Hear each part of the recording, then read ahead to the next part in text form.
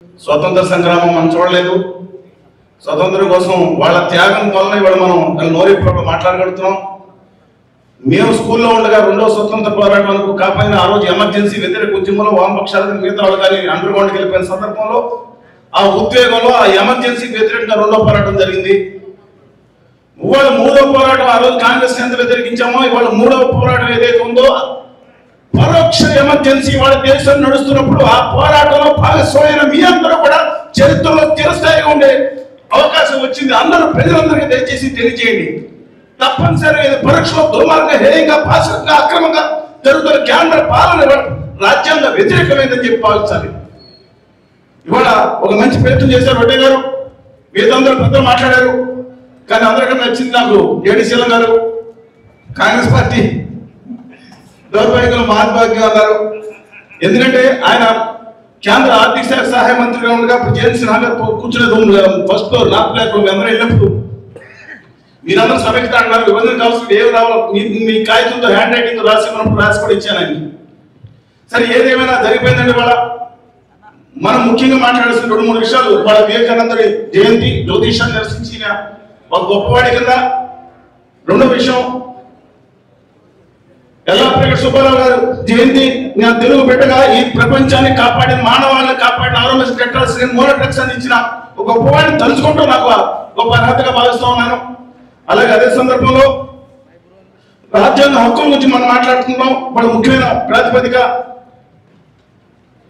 రాజ్యాంగ హక్కుల గురించి ఇవాళ ఇందులో మిత్రులు చాలాసార్లు చెప్పారు. చరిత్ర చెప్పడంగా చెప్పాల్సిన అవసరం లేదు.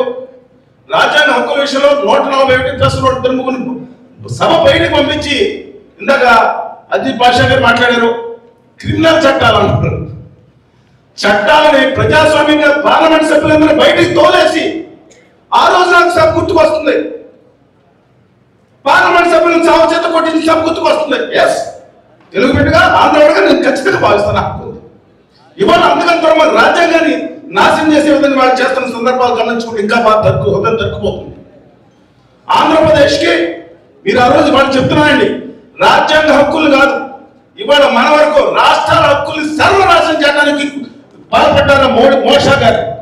అక్కడ మోషా గారు ఇద్దరు కలిసి ఇవాళ మోడీ గారు అవసరం లేదు. నెక్స్ట్ 2-3 లైన్లు వరుసగా ఉన్నాయి. దయచేసి ఇంటెలిజెన్స్ ఆడవాళ్ళు రాసుకోండి. ఎందుకు చెప్తున్నారంటే ఇవాళ ఆంధ్రప్రదేశ్ కి నమ్మక ద్రోహం నైవేద్యం చేసిన పార్టీ ఏదైనా ఉందంటే అది ఉత్తర భారతీయ జనతా పార్టీ. ప్రజల హక్కుల్ని ఆత్మగౌరవాన్ని అణిచేస్తుంటే పారాయణని జాతకాలని జావ తెచ్చిన జాతి కానీ తెలుగు జాతి అని చెప్పి నిరూపించాల్సిన అవసరం వాళ్ళందరికీ ఉందని చెప్పి మనం చేస్తున్నాను. ఆ రోజు నేను మాట్లాడుతున్నారు ఉత్తర భారతీయ జనతా పార్టీ మాట్లాడి వామపక్ష నాయకులు మాట్లాడితే చైనా గురించి మాట్లాడతారు. సిగ్గులో మీ బ్యాచ్ కూడా చైనా నుంచి అంది ఇంపోర్ట్ చేస్తున్నారు. చైనా ఒక మాట నేను చెప్తున్నానండి, మాట్లాడితే కులాన్ని మతాన్ని అర్థం పెట్టుకుని ఇవాళ ఈ రాజ్యంలో ఈ రాష్ట్రంలో చిచ్చులు పెట్టడానికి వస్తున్నారు. దయచేసి గమనించండి మిత్రులారా. 13.5 కోట్ల తెలుగు జాతి యొక్క ఆత్మగౌరవం, 13.5 కోట్ల మంది తెలుగు జాతి ఆత్మగౌరవాన్ని, 8 రాష్ట్రాలను ముఖ్యమంత్రిగా పాలించిన తెలుగు జాతి ఆత్మగౌరవాన్ని, 4 దేశాలకు రాజ్యాలుగా పరిపాలించిన తెలుగు జాతి ఆత్మగౌరవాన్ని, శ్రీలంక కన్సోనాయుడు గారు ఈ దేశాలు 2 దేశాలకు పతాకరించిన తెలుగు వాళ్ళ ఆత్మగౌరవాన్ని, కత్తిబట్టి వీరత్వం చాటుకున్న తెలుగు జాతి ఆత్మగౌరవాన్ని ఇవాళ ఢిల్లీ పాఠశాల దగ్గర తలకై తాకట్టు పెట్టడానికి వ్యతిరేకత మన హక్కుల కోసం నిలబడదాం. ఈ రాష్ట్రంలో కులాలు మతాలు పేరు మీద తెచ్చుకుని పెట్టి వాళ్ళు మళ్ళీ ఇంకో కొత్త పైకి వస్తున్నారు. ఇందాక సోదరులు చాలా మంది చెప్పారు అక్కడ భారతీయ జనతా పార్టీ ఇక్కడ. నేను అడుగుతా ఉన్నాను, ఎస్ డైరెక్ట్ ఇబ్బంది లేదు. నేను అడుగుతా ఉన్నాను వాడు ఇక్కడ ఆంధ్రప్రదేశ్ లో గౌరవ ముఖ్యమంత్రి గారిని, మీరు హోదా కానీ విభజన హామీలు కానీ నేను తీసుకొస్తాను. 25 మంది పార్లమెంట్లు అంటే 31 మంది పార్లమెంట్ సభ్యులు ఇచ్చాను. I'm not a politician. నా జాతికి అన్యాయం జరుగుతుంది వచ్చాను నేను జీవితం పెట్టుకున్నాను. అందుకని ఒక వర్షం ఇవాళ గౌరవ ముఖ్యమంత్రి గారు ఏమో తిట్టాల్సిన లేదు. అసభ్య ఈ నోటి అంచుకోలేని వాళ్ళు, తమ భాష మీద పట్టులేని వాళ్ళు అసభ్య పద్యాలను వాడతారు. అది గొప్ప కాదు. సరే నేను గౌరవ ముఖ్యమంత్రి గారు అడుగుతున్నా, 25 పార్లమెంట్ సభ్యులు అంటే 31 పార్లమెంట్ సభ్యులు ఇస్తే తలకాయ వంచుతానని చెప్పి ఢిల్లీ దగ్గరికి వెళ్ళి ఢిల్లీ దగ్గర ఆంధ్రప్రదేశ్ మీ ఆత్మగౌరవం ఆంధ్రప్రదేశ్ ఆత్మగౌరవం తల వంచేలా చేస్తున్నారు. మీకు చేతకాలే ధైర్యం ఉంటే ఆంధ్రప్రదేశ్ అనుభవం రండి. ఉత్తర భారతీయ జనతా పార్టీ కానీ కేంద్ర ప్రభుత్వం కానీ ఆంధ్రప్రదేశ్ చేస్తున్న అన్యాయం పాల్గొన రండి. ఈ శాతకాలేదు 4 సంవత్సరాలు. అలాగే గౌరవ ప్రతిపక్ష నాయకులు ముందర ఆ రోజు అన్నారు, ఆఖరిలో సరే యూటర్న్ రైట్ టర్న్ తీసుకున్నారు, అందరూ ప్రయాణించాం. ఇప్పుడేమైంది? అలాగే కళ్యాణ్ బాబు గారు such a powerful star is. ఈ 2 రాష్ట్రాలు మీటింగ్ పెడితే 50,000 మంది జనం రూపాయి రాకుండా వచ్చిన స్టార్ అయినా. ఇవాళ నేను అడుగుతాను, ఒంటి కారం రాసుకోమన్నారు. గుంటూరు కారం ఏ కారం తెలియదు కానీ ఒంటి కారం రాసుకోమన్నారు. పోరాటం ఢిల్లీకి వెళ్దాం, ఢిల్లీకి మేము అందరం వెళ్ళాం.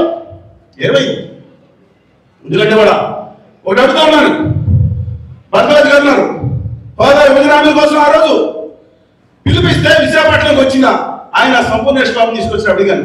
ఎవరు కొడితే మైండ్ బ్యాక్ అవుతుంది, ఆయన కనపడలేదు కానీ వచ్చింది మహేష్ బాబు గారు, సంపూర్ణేష్ బాబు గారు వచ్చాను. అరెస్ట్ చేసి లోపల పెట్టారు. పడవలో ప్రయాణించి మేము ప్రాణాలు తెగించి అక్కడ 5,000 మంది పోలీసులు ఉంటే జెండా జనవరి 20వ తారీఖు పాదం 5,000 మంది పోలీసులు ఉన్నారు. ఎప్పుడు ప్రాణాలకు భయపడాలి అమలు దీక్ష చేశారు. నేనే కూడా కోరుకున్నాను మీ అందరినీ. 2 ఇష్యూస్, భారత రాజ్యాంగ విషయంలో రాకేష్ గారు తెగతి గారు ఆ రోజు తెగతి हम आ गया था, उसके सपना के साथ हम आए तो ఆధార్ కార్డు అయితే ఓటర్ కార్డు కదలేదు, ఆధార్ కార్డు అంటే మేము తీసుకెళ్ళి ఏమండి ఆ సభకి మద్దతు ఇస్తే రైతులు మద్దతు చేయడం దుర్మార్గా న్యాయస్తులా? ఈ రోజు 12వ తారీఖున టుడే మీకు తెలుసు ఢిల్లీ రైతుల్లో ఒక ఆయన విషయం తాగి చనిపోయాడు 2 సంవత్సరాల క్రితం. ఇదే రోజు గుండెపోటులో చనిపోయాడు ఒక రోజు. అదే అమరావతి రైతుల విషయంలో మొన్న 3 సంవత్సరాల క్రితం వేలాది మంది పోలీసులతో ఇష్టం లేదు చెప్పండి, వేలాది మంది పోలీసులతో కూడా కాశ్మీర్ లో కవా చేయించినట్టు ఇక్కడ గ్రామాల్లో కవా చేయించారు. ఎందుకని రాజ్యాంగాన్ని రక్షించలేకపోతున్నారు మీరు? ఇదే రోజు మా మీద కేసులు పెట్టారు. ఏమైనా తప్పు మా ఏమైనా చేశానా? ఇదే రోజు నేను అజయ్ కుమార్ గారు కేసులు మేము ఉన్నాం. ఇవాళ కూడా ఏంటి? మీరు ధైర్యం ఉంటే, నిజాయితీ ఉంటే, నా హక్కుల కోసం మేము పోరాడుతుంటే, అందుకని ఒకటే చెప్తున్నాను అందరికీ, దయచేసి గమనించండి. మనకు హోదా కానీ విభజన హామీలు కానీ లేకపోతే బాధ్యతలు దెబ్బపడతాయండి. పొద్దున లేస్తే సాయంత్రం వరకు ఓ కూతురు సామ్రాట్ కానీ వేస్తారు, ఒకటి తింటా ఉంటారు, ఇంకోటి తింటా ఉంటారు. ఇదేనా మనకందరినీ భావోద్వేగాలు గుర్చేస్తారు. తెలిసి గమనించండి. My humble request to the people of Andhra Pradesh, మన్ని భావోద్వేగాలకు గురి చేస్తున్నారు ఈ రాజకీయ నాయకులు. విద్యను కోల్పోయేటట్టు చేస్తున్నారు, కుల మతాలను రెచ్చగొడుతున్నారు, ప్రాంతీయ భేదాలు ఉప ప్రాంతీయ భేదాలు రెచ్చగొడుతున్నారు. ఈ దేశంలో మేము సమావేశం పెట్టాం.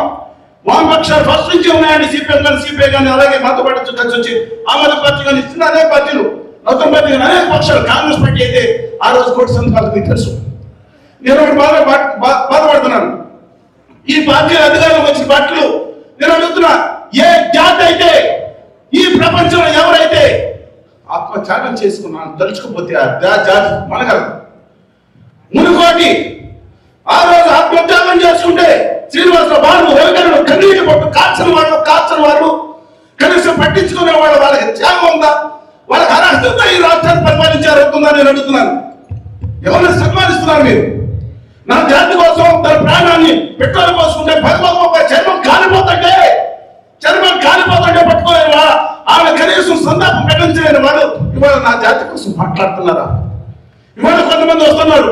నేను ఇంకొకటి చెప్తున్నానండి, విశాఖ ఉక్కు కోసం మేమందరూ అక్కడ నిలబెట్టి స్టాలిన్ గారు కానీ నర్సింగ్ అనేక మంది ఉన్నారు అక్కడ అందరూ కూడా కూర్చుంటే 24 గంటల లోపల నేను తీసుకెళ్ళి మా అందరూ లోపల పెట్టి ఎందుకని నాయకులు మా విశాఖ ఉక్కు సినిమా తీసాడు సబ్జెక్ట్ లేదు.